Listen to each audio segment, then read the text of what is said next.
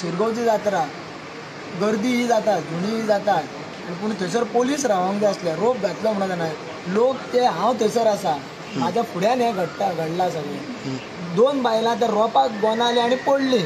पडल्या बरोबर जे फाटले जितली जुनी येताली पळय ती तेजेर पडत गेली वयल्यान जाल्यार कोण धांवन येयना लोकांक अशें हें करपाक पोलीस कोण धांवन येयना थंयसर पळयता अशें